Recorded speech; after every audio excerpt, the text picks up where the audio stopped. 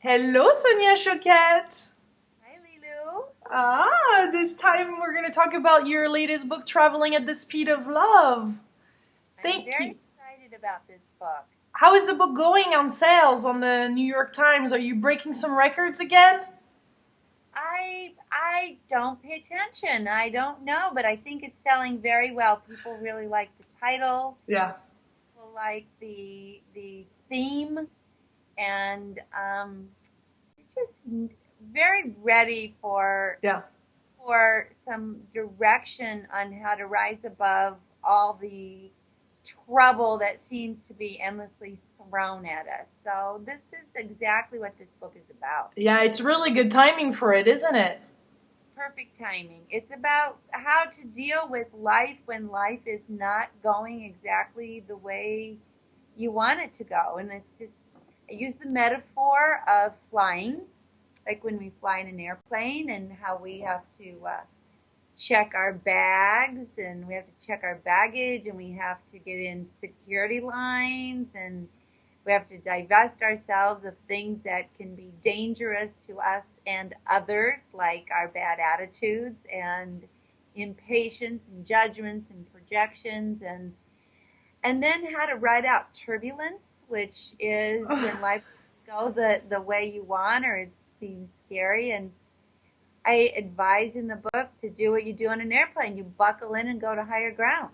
You Yeah. just go to a higher vibration. You just choose to go to a place of love and patience. And so the book is completely full of very relevant to our experience on the planet now, practical um, ways and means to not get um, left behind, and not just to how to keep flowing, but how to really have a first class experience. Yeah, you're teaching us how to fly in first class. I just love that. So It's the what only are way to go. Oh? It's the only way to fly. First class is an open heart, expecting good things, receptive to good things, and expecting them. And that is how we should be traveling, and it is possible for anyone. At any time, because it's a really a paradigm shift that you're talking about, so you're being clear also in your book that that creates really a real conscious effort. It well, I point out that not everybody on this planet is suffering right now. Mm-hmm. Not every single person is in struggle and drama. There are people who have learned and are cruising through the difficult experiences, having the same difficult experiences, but having a very different experience Mm. as they move through things and being challenged, but seeing it as opportunities and being creative and resourceful and dynamic and divine, like we're supposed to be, like we're designed to be. Yeah. And this just really shows you how to get there. I mean, just because we're divine doesn't mean we know exactly how to respond in a divine way to life. And this book really sets up the conversation and offers the tools for you to be able to do that. Cool. So how do we deal with that, those situations that are turbulences are just not happening the way we thought it would, or we're walking towards a dream and it's just it doesn't seem to manifest itself as we thought it would? What is the first thought or reaction or way of being that we should think of in that moment?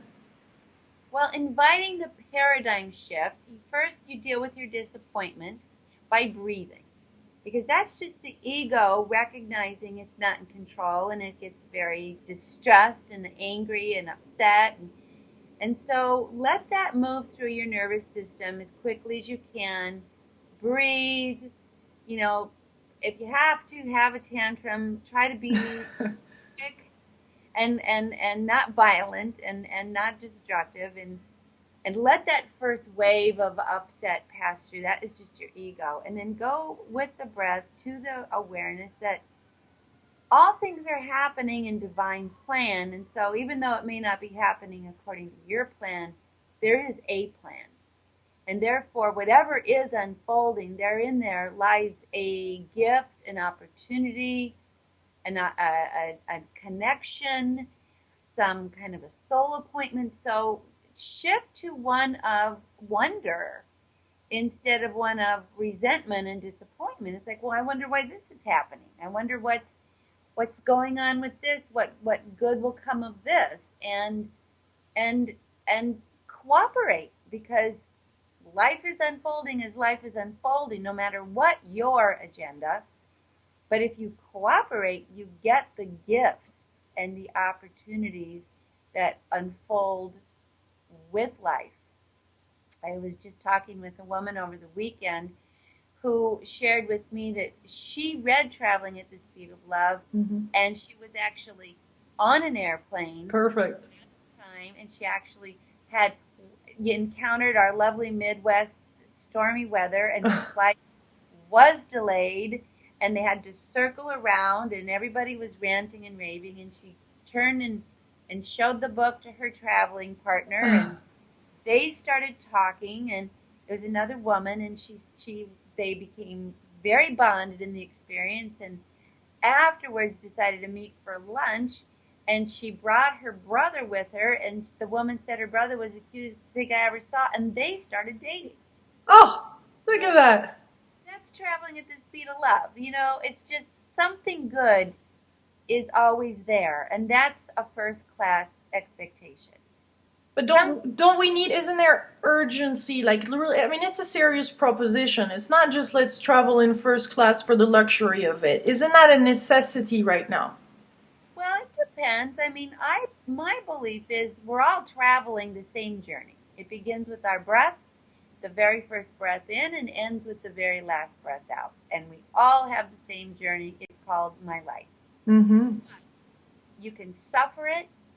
You can fight it.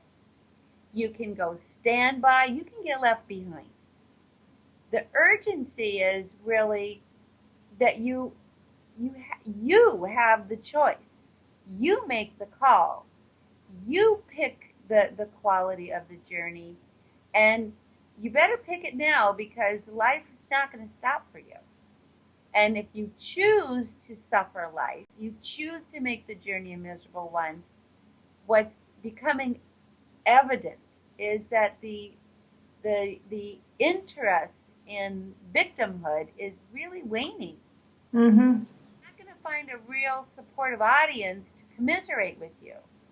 If that's your choice, okay, that's your choice. You have to live with it. But why make that choice when you can really make a different one and have not only an experience that will improve the quality of your own journey, but will make you a far better fellow passenger to those around you who would really probably appreciate it too. So what are some of the misconceptions that you hear of on all your trips about actually living in the frequency of unconditional love? What are some of the things that you hear that are not just exactly what you meant or what you see? Or it's not like I'm going around having a love fest and a hug fest. it's not. I saw you dancing on stage and all kind of fun stuff, though, and huggings. Joy, I do love and hug, but not through every day. But I do smile and see human beings and really look at them with a great deal of love and affection, and see people, and I think that that's the beginning. You know, look at people and smile, and they're no different than you. Don't give people stink eye. Don't give them the scowl. Be aware of the kind of energy you bring into a room. Be aware that whatever experience you're having, you set it up. Mm-hmm. If you're putting out a bad vibe, if you're putting out a negative energy, people are going to feel it, and people are going to not enjoy it, and people are going to react, and so don't wonder why, if you're not having a positive experience, don't first, before you point the finger at someone else, you got 3 pointing back at yourself. Start there. Mm-hmm. And you know, this is, people say, oh, well, that's great, Sonia, you live in La La Land, but actually I wrote Traveling at the Speed of Love during perhaps the most difficult year of my life. Did you? I suffered two deaths in my family, my closest brother and my father, neither of whom were sick. My dog got cancer, my 16-year-old beloved sweet dog. My daughters both moved away in one fell swoop. I mean, this was not a book. This was a book that was written through a lot of loss and a lot of suffering and a lot of shock and a lot of anxiety and sickness. And so the book addresses reality and how reality can sometimes be very difficult, but it doesn't mean it has that you have to just suffer the experience. You have choices in how you respond. Yeah. So I guess that's one of the points I want to make is this isn't just about some huge Pollyanna bypass, Yeah. but actually how to fly through the clouds and still have a really quality experience and not get left behind or miss the journey or miss the thrill of the journey or the benefit of the journey because you're just so busy trying to control it all. So that's an important point. This is a book very relevant to how to deal with life when it's not going so well. Yeah. Yeah. And it's not about making it all happy and pretty, but it's literally choosing consciously, to not be a victim of life, but to embrace things and to make the most of it and to, like seeing it as it's meant to be also, I guess. And to recognize that there is a divine plan and that maybe what you know is not all there is to know and what you plan is not necessarily the best plan. And I just want to make another point because it's an important one. Especially in my field, because I'm really teaching people to become sharper with intuition, and people get intuitive hits constantly. But rather than embracing them and acting on them, they think about them, and it's over. Yeah, it goes away. So traveling at the speed of love is really about embracing these divine inspirations and putting them to immediate use where they'll do some good for you and that they'll shape and influence and elevate the quality of your life. And not to just pocket them in the consideration drawer. Right. Because intuition requires immediate response. Right. And that's what I wanted to ask you. What is actually the correlation between the intuition and the action? Like, I mean, because this is so important. The action portion is as important as intuition itself, isn't it? Unless you put action behind intuition, you're just a member of the woulda, coulda, shoulda club. Miss it. You miss it. You don't have the highest positive outcome that you could have had because though you were given the inspiration or given the insight, unless it's embraced and put into use, it's useless. Yeah. And that's where a lot of people sit today, in a frustration with their intuition because it's like, I knew that, or oh my God, why didn't I trust that? And so traveling at the speed of love definitely builds on my previous work. Yeah. About intuition and how to be elevated and get into the flow and ride the wave that is trying to influence you and not fight your own highest good. Yeah. That's so beautifully said as always. We really get it. When you say it, we just get it. I love it. I mean, I get it. I'm sure everybody watching, most people are just getting it.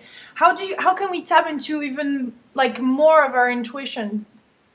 Well, one of my favorite tools is if you name it, you claim it.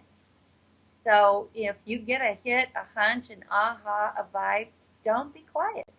Yeah. Speak it out loud. In the car, in the shower. Don't necessarily run to the most negative person you know. Just articulate it. Give voice to your intuition because once you put it out there, it's a lot harder to ignore. And once you voice it, it just sweeps through your whole body. And it sort of pings, it feels right, and then that moves you.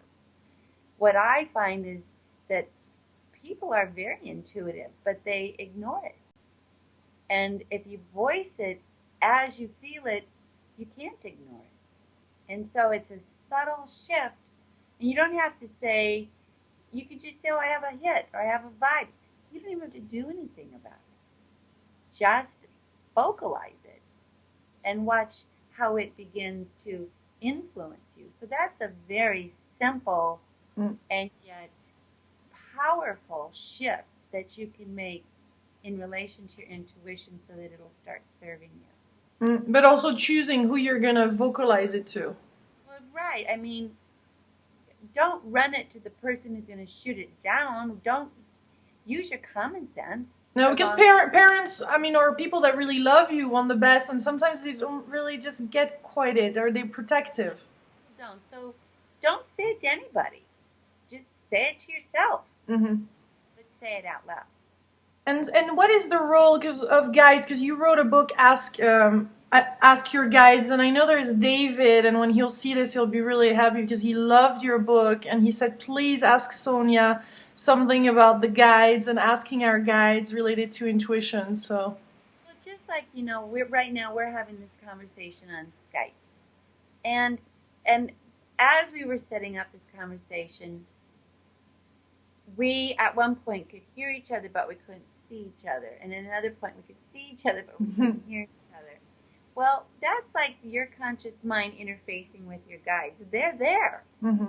And the skill is to begin to learn how to see and feel and sense their presence.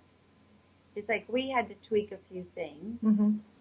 The tweaking that needs to take place to connect with your guides is you have to open your heart and really begin to raise your sense of your awareness of subtle energy. And guides are playful. They're going to just whisper in your ear or drop an idea in. And one of the ways you know you're being guided is if something pops into your mind that you didn't think of before.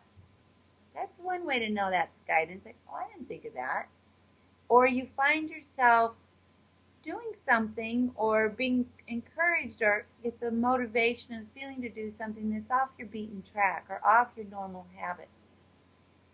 And So that's all like related to intuition then. It sounds a bit the same. How else are your guides going to get to you if it's not through your intuition? Intuition is the telephone for your guides to call you. Okay, got it. The thing that I love about guides is you can start a very dynamic relationship with them by creating an altar and maybe putting out some presents.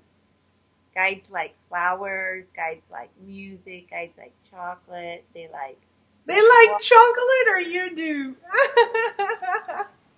They like chocolate and they like bells.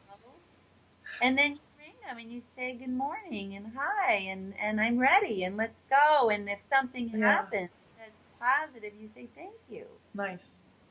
Whenever I get in the car, I say everybody in. I drive around with a car full of guides in my back seat. Oh, that's cool. I can see, yeah. So you're welcoming them and you're preparing and setting it up and every day.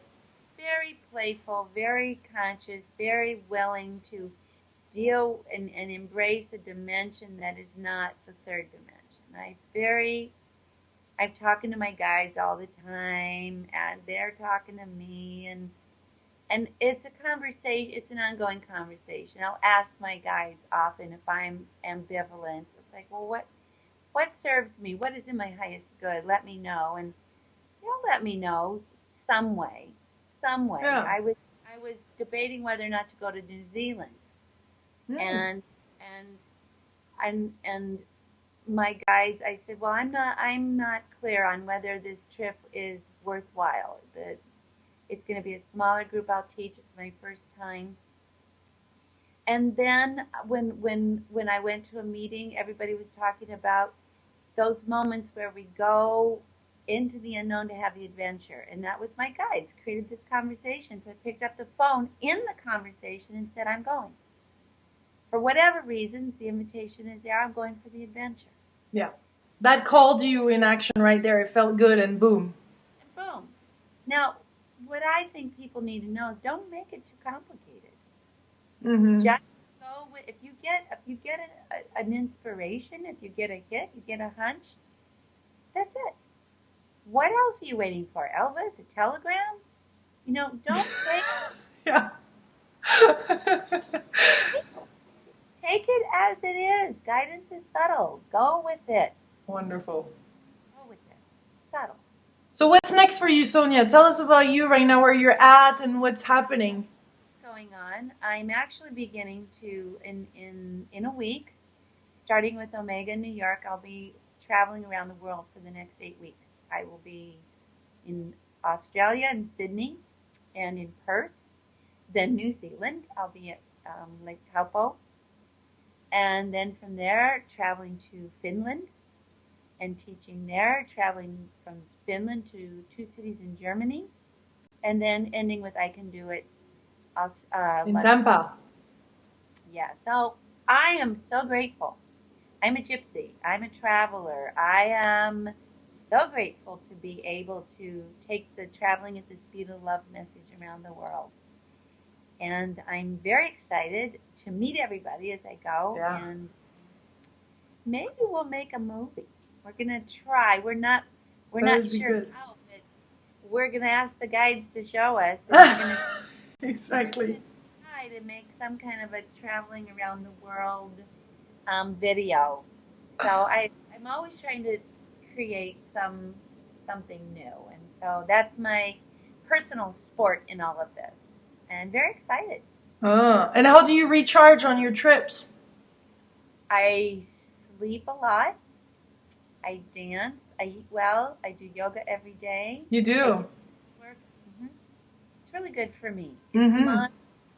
It's my practice with spirit, and I watch sitcoms and funny movies that I've downloaded on my computer.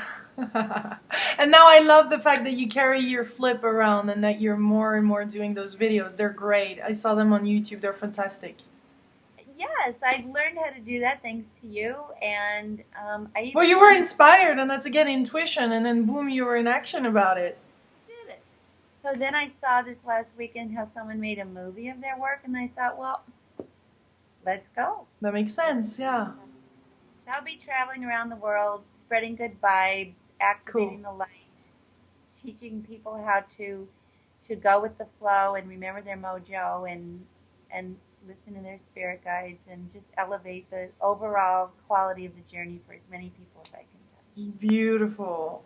Well, thank you for incarnating all those qualities, but it's great to have a role model, like a person like you that really, is that and vibrates that. I met you a few times in person and you are that, and that's beautiful to have that on the planet right now to show the way. So thank you, Sonia. I'm grateful for you. Hi to everybody watching. Yeah. My love. Travel first class. That's the message. We got it. Thank you, Sonia.